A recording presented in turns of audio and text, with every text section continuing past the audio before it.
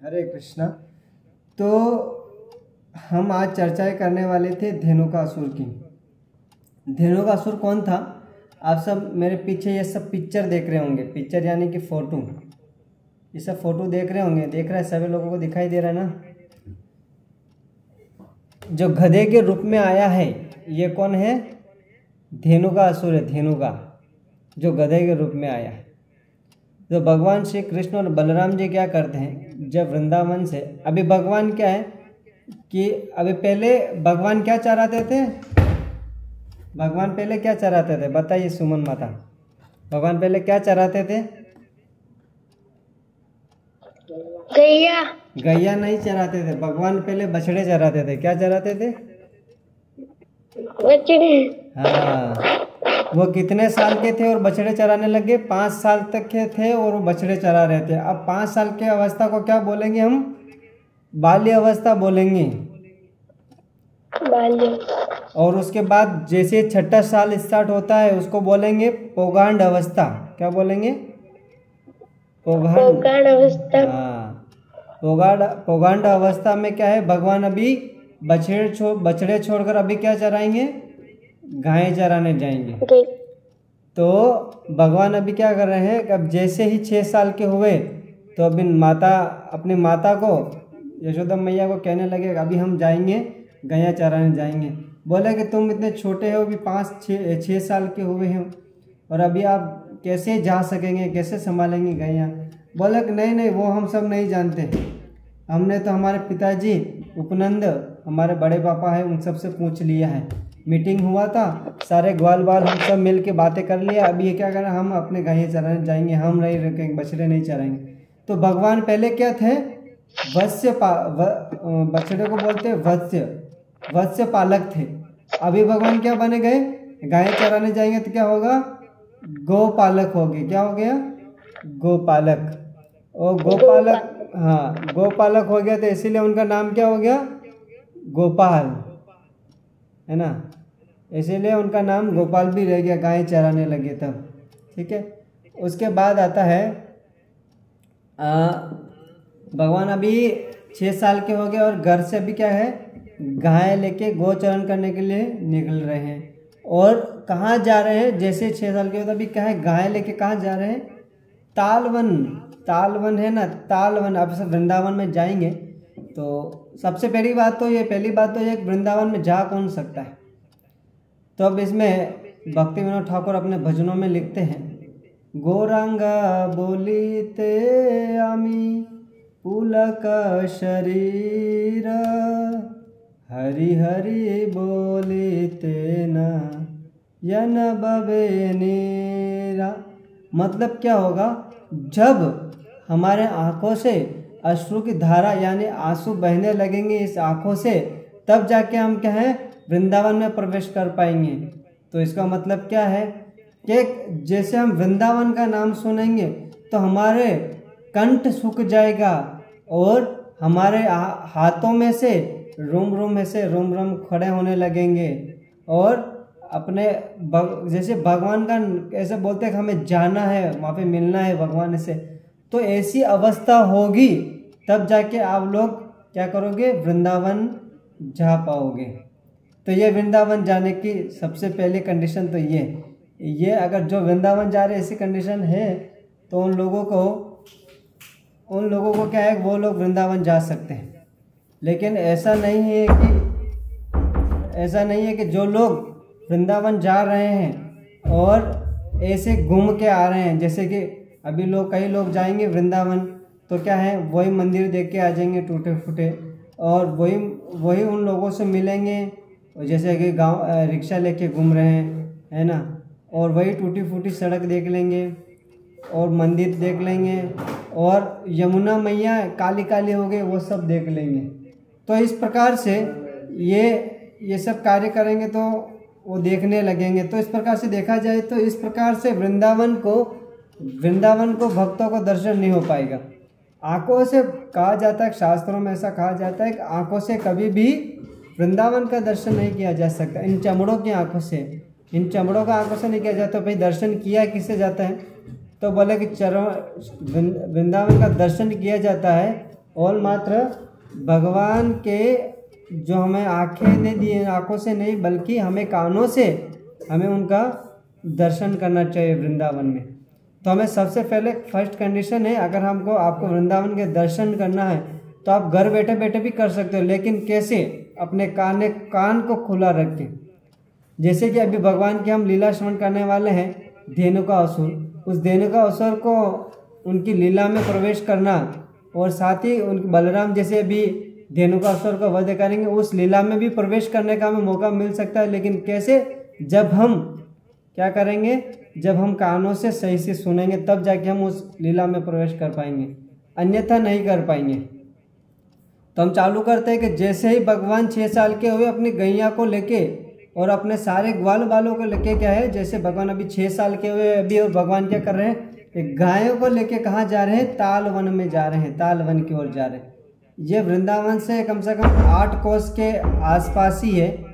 और ये बोले कि अभी क्या है कि ये दौड़ रहे हैं, खेल रहे हैं, कभी सिंह की आवाज़ निकाल रहे हैं। ये मतलब रास्ते में चलते चलते ही जा रहे हैं। अभी जैसे कि कोई लोग अभी अपने गांव में देखे होंगे, जिन लोगों ने गाय भैंस बकरी इत्यादि चराई है, वो लोग क्या करते हैं? खेत में जाते हैं तो अन्य प्रकार जीव की आवाज़ निकालते हैं। कोई जैसे कि शेर की निकालता है न, इस प्रकार से कोयल की आवाज़ भी निकालते हैं, कोई कुत्ते की आवाज़ भी निकालता है।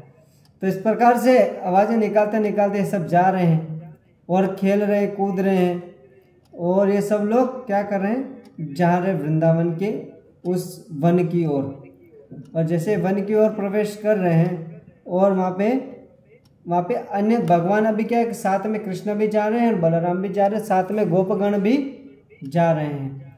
और साथ में जैसे ही जा रहे हैं तो और कृष्ण क्या बोल रहे हैं कि हे भ्राता, हे बलराम, आप तो भगवान हो स्वयं, और आप देखिए कि आप हम जैसे ही जा रहे हैं तो ये सारे वृक्ष क्या हैं? ऐसे वृक्ष आपकी ओर तरफ झुक रहे हैं और उनकी टहनियाँ आपके चरण स्पर्श करने के लिए क्या कर रही है? आपको स्पर्श करने के लिए ललायित रह रही है। और देखिए कि यमुना का जो जल है वो क्या है? रुक सा गया है, एक जगह रुक गया। पानी हमेशा क्या होता है कि पानी चलता रहता, बहता रहता है ना नदियों में। जैसे अभी यमुना में आप लोग जाएंगे तो पानी बहता रहता है। तो जैसे आप यमुना को देखें तो आपको ये लीला का स्मरण हो जाना चाहिए कि यमुना आ रही, तो इसमें ये लीला स्मरण होना चाहिए हमें। कौन सा वाला? कि यमुना बहती है, लेकिन जैसे बलराम जी जा रहे हैं, कृष्णा जा रहे हैं, लेकिन वो पानी रुक गया है। और रुक गया है तो भगवान कह रहे, देखिए बलराम जी, आपके लिए अब यमुना का पानी रुक गया है। और यमुना के पानी में क्या होता है? पानी के अंदर क्या होता है? कमल के पुष्प होते कि नहीं होते? तो कमल के पुष्प आपको अर्पित कर रही है, आपके चरणों में ऐसे वो यमुना मैया डाल रही है, आपका स्वागत कर रही हैं। और देखिए कि और क्या हो रहा है कि भंवरे आ रहे हैं और आपके आजू बाजू घूम रहे हैं। भगवान ये कह रहे हैं कि मानो ये भंवरे क्या है? ये आपके ही पिछले जन्म में कोई ऋषि जो ब्राह्मण हैं वो भक्त रहे होंगे आपके, इसी वजह से ये भंवरे का रूप धारण करके आए और आपको छोड़ना नहीं चाहते, इसीलिए आपके आजू बाजू घूम रहे हैं। और क्या है? कोयल गा रही है, मानो आपकी गुणगान गा रही है। इस प्रकार से लीलाएं चलता रहे। तो बोले कि अभी जो है ब्रह्मा जी भी, जैसे कि ये स्टोरी अलग आता है कि जैसे भगवान से प्रार्थना किया था। ये भी पिछली कक्षा में हमने सुना नहीं, लेकिन हमने पॉइंट नहीं शेयर किया ये। तो ऐसा कहा जाता है कि ब्रह्मा जी भगवान श्री कृष्ण से कहते हैं कि मुझे भी इस ब्रज में क्या करना है? मुझे भी एक घास बना दो, पत्थर बना दो या पेड़ बना दो, इस प्रकार से बोल रहे हैं। तो ब्रह्मा जी को वैसे वास्तविक में एक पहाड़ का रूप मिला है। आप सब लोग जैसे बरसाना जाओगे ना तो ऐसे चार जो अलग अलग पहाड़ के ऐसे ढेले जैसे बने होंगे। तो इसमें दानगढ़, भानगढ़, इस प्रकार के 4 नाम दिया हुआ है। तो उनमें ब्रह्मा जी के 4 मुख्य है। ये वृंदावन में आप जाएंगे तो बरसाना जाएंगे, आप जो भी लोग जा रहे हैं तो वहाँ पे दर्शन कर सकते हैं। तो ब्रह्मा जी को भी बोला था कि हमें भी वहाँ पहाड़ बना, तो ब्रह्मा जी भी बने हैं, सेवा कर रहे हैं वृंदावन में। तो उसी प्रकार से अन्य जो ऋषि होते हैं वो क्या है, अनंत जन्मों तक तपस्या करते हैं, तब जाके ऐसे भगवान की लीला में वो प्रवेश कर पाते हैं। और कैसे, जैसे अभी भंवरे के रूप में वो ऋषि आए हैं, है ना, ये चल रहे, तो भगवान को ये बता रहे हैं सब। तो बोल रहे कि अभी क्या है कि अभी जैसे आगे खेल रहे हैं, कूद रहे हैं, और जैसे थकान हो जाती है तो भगवान क्या करते हैं, जैसे थकान आ गई शरीर के अंदर थकान आने के कारण भगवान ने क्या किया, अपने कृष्ण के गोद में अपना सिर रख लिया। और सिर रखने के कारण भगवान ने क्या किया, उनके चरण सिर तो एक गोप के मतलब गोद में सिर रख दिया। उसके बाद कृष्ण दौड़ कर गए और क्या कर रहे हैं, उनको जो ताड़, जो अभी ये पीछे आप जो पेड़ देख रहे हैं जैसे खजूर टाइप का लंबा जैसा, तो ये पेड़ के जैसे ऐसे पत्ते लेके आए और कृष्ण क्या कर रहे हैं, बलराम जी को ऐसे हवा कर रहे हैं। और साथ साथ में अन्य जो गोप हैं वो बलराम जी के पांव दबा रहे हैं। इस प्रकार से ये लीलाएं चल रही है। तो फिर से जैसे ही उनको ऐसे हवा करते उनकी थकान तुरंत दूर हो जाती।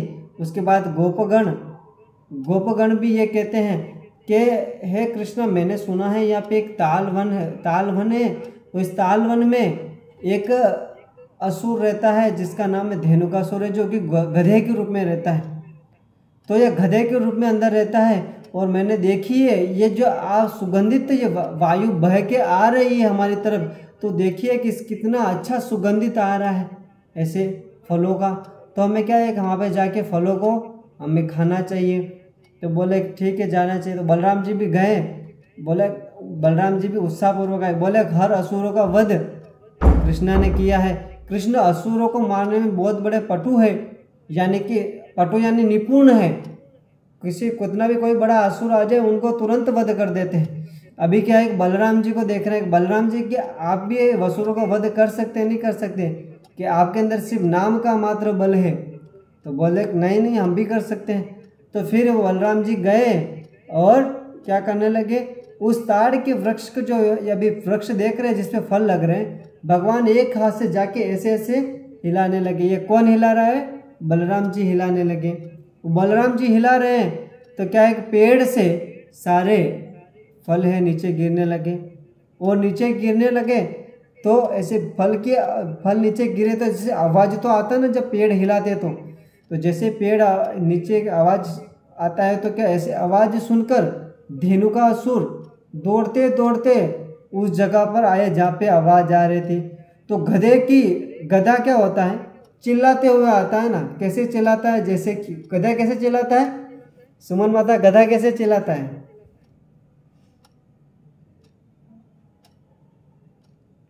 मुझे क्या पता प्रभु जी।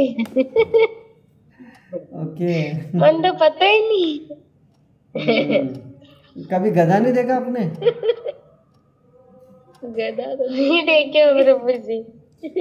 जो गधा देखे उन गधा की आवाज़ सुने होंगे। तो गधे क्या किया, वो गधा आवाज़ करते करते वो दौड़ के आने लगा। गधा अभी क्या विचार कर रहा है, अभी उस गधा वो रहता था कहाँ पे, तालवन में। उस तालवन में क्या होता था कि वहाँ पे कोई भी जानवर नहीं जा सकता, यहाँ तक कि शेर तक भी नहीं जा सकता था, मनुष्य भी नहीं जा सकता था। और सब तो छोड़ो, ऊपर जो पक्षी उड़ते थे वो पक्षी भी नहीं जा सकते थे ऊपर। बोले कि जो भी उस वृक्ष के मतलब उस तालवन की ओर जाता था तो धेनुकासुर क्या है वो खा जाता। धेनुकासुर कौन है, गधा। और गधा को कभी मांस खाते हुए देखा है क्या, कभी देखा है? सुमन माता है, धापू जी है, सुनीता माता है। नहीं देखा। नहीं देखा तो हम मांस खा रहे हैं, हम नहीं खा रहे। मतलब हमारे परिवार में कोई खाता है तो यानी कि गधा मांस नहीं खा रहा तो हम मांस खा रहे, यानी कि हम तो धेनु का असुर है जो कि गधे के रूप में आया है, वो मांस खा रहा है, उसके बरोबर हमारा जैसा है ना। तो धेनु का असुर क्या करता था, जितना भी है उन सभी को क्या करता था, मार के खा जाता। लेकिन वो वृक्ष के जो फल लगे वो नहीं खाता था। तो बोले कि हम गधे, हम ये नहीं खाएंगे। ये धेनु का असुर को किसने, कंस ने भेजा कि आप ताल वन में जाके वहाँ पे फलों की रक्षा करो और फल ये मेरे लिए आप भेजो। इस प्रकार से उन्होंने ये आज्ञा दी थी कि आप जाके वहाँ पे ऐसा कार्य करो, मतलब सेवा करो इस प्रकार से। और साथ में क्या कि धेनुकासुर जैसे ही दौड़ते हुए उस स्थान पे आए जहाँ पे बलराम जी वृक्ष को हिला रहे थे, और जैसे हिला रहे थे तो क्या जैसे आया तो आप सब फर्स्ट पिक्चर में देख रहे होंगे ये वाला, जैसे कि जहाँ पे गधा बलराम जी को पीछे से लात मार रहा है ना। तो वैसे गधा आता है तो सबसे पहले लात ही मारता है। कैसे लात मारता है? पीछे से लात मारता है। ये एक तो होता है गधे के अंदर तो बुद्धि है नहीं, अगर सामने से वार करे तो कम से कम व्यक्ति पकड़ नहीं सकता, लेकिन पीछे से वार करेंगे तो बलराम जी तो टांग ही पकड़ लिया उसका। एक बार फर्स्ट में जैसे दौड़ के आया वो पीछे से घूमा, और जैसे ही पीछे घूमा और बलराम की छाती पे लात मार दिया। आप जैसे ये देखेंगे तो बलराम जी की छाती पे ये लात मार रहा है अभी, और लात मारते तो बलराम जी को कुछ हुआ नहीं, कुछ दर्द नहीं हुआ। ऐसा नहीं कि बलराम जी को जैसे लात मारा तो भगवान के बलराम है उनके मुख से खून निकलने लग गया और नीचे गिर गए, ऐसा नहीं हुआ। Balram ji as it is वैसे वैसे खड़े। तो जैसे ही लात मारा तो वापस गधा तो अपने दो पांव फिर रखा नीचे, फिर दौड़ के आया, और फिर दौड़ के आया तो जैसे ही लात मारने वाले तो बलराम जी ने क्या है कि आप इस साइड मेरे उंगली की साइड ये फोटो वाला देख रहे होंगे, तो ये फोटो में क्या जैसे बलराम जी के हाथ में आए तो भगवान ने क्या किया, हाथ से उस गधे की क्या कर लिया, टांग पकड़ लिया, और टांग पकड़ के ऐसे हवा में घुमाने लगा, ऐसे हवा में घुमाने लगे बलराम जी कि जब तक उस असुर का मतलब मर नहीं गया तब तक बलराम जी घुमाते रहे उसको आकाश में, मतलब हवा में घुमाते रहे। और मरने के बाद उसको क्या किया, ये जैसे ताल वृक्ष का जो देख रहे हैं, ये ताल वृक्ष के ऊपर अपने जैसे देसी भाषा में कहा जाए मतरंगा का ऊपर उन्होंने नागी दी, तो सिंपल सी भाषा, तो पेड़ के ऊपर वाले हिस्से पे धेनुकासुर को फेंक दिया, वध कर दिया वहीं पे। और जैसे धेनुकासुर का वध हुआ तो और उनके परिवार वाले दौड़ के आ गए, और परिवार वाले कौन थे, उनके परिवार में रंग रंगीले गधे थे, बालों के कलर अलग अलग थे, जैसे कि आजकल चल ही रहा है, कोई बालों को कलर कर रहा है ना, कोई अलग अलग प्रकार के लाल गुलाबी पीले हरे गधे, इस प्रकार से गधे आए वहाँ पे नेचुरल गधे, यानी नेचुरल मतलब होता है कि जन्म से ही उनको कलर था। ऐसे गधे दौड़ के बलराम जी की ओर आए, तो बलराम जी की ओर दौड़कर आए तो बलराम जी को देखा कभी धेनुकासुर का तो वध हो चुका, लेकिन बलराम जी के साथ साथ अभी कृष्णा भी युद्ध में आ गए।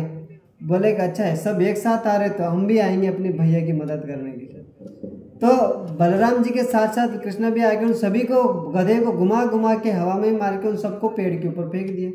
और पेड़ के ऊपर फेंक दिया तो क्या होगा, पेड़ के ऊपर फेंकने के बाद क्या होता है, जितने भी फल होंगे वो सब क्या होंगे, धरती के ऊपर गिर जाएंगे, और गिर जाएंगे तो वो क्या अभी के फल को, अभी जैसे कि आप लोग इसमें एक अभी ग्वाल बाल सब लोग वहाँ पे गए हैं तो फल खाने की इच्छा से गए, लेकिन फल नहीं खाया।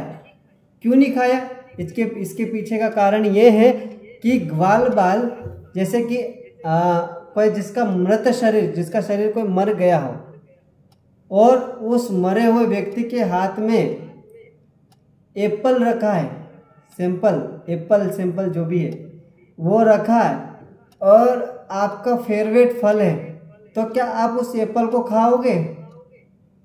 हाँ माता जी, खा पाओगे आप? क्यों नहीं खाओगे? आपका तो फेवरेट, क्योंकि वो मृत शरीर को स्पर्श कर लिया इसलिए नहीं खा पाएंगे। इसी प्रकार से जितने भी असुर है, जो असुर के परिवार जो गधे हैं, उनको ताल वृक्ष है उस पर क्या किया, फेंक दिया, और फेंकने के बाद सारे फल को उनका शरीर स्पर्श कर दिया, और स्पर्श कर दिया तो सारे फल अशुद्ध हो गए, और अशुद्ध हो गए तो नीचे धरती पे गिरने लगे, और धरती पे गिरने लगे तो वो क्या है कि वो फल अभी खाने लायक नहीं रहे। तो भगवान के मित्र ग्वाल बाल ये सब वापिस वापिस अपने जहाँ पे गायें चल रही थी वापस वहीं पे आ गए। ओके, और हम बाकी की कथा हम कल करेंगे। कल मतलब ये जानेंगे कि धेनु का जो असुर है वो पिछले जन्म में कौन था। ठीक है, किसी का कोई प्रश्न है और मेरे कहने में कोई भूल चूक होगी इसके लिए क्षमा। हरे कृष्णा।